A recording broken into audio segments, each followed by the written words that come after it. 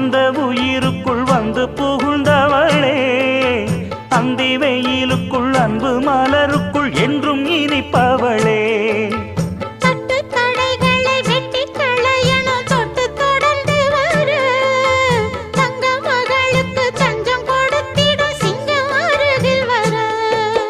சின்னஞ்சிறு நெஞ்சுக்குள்ளே என்ன என்ன சேதிகளோ,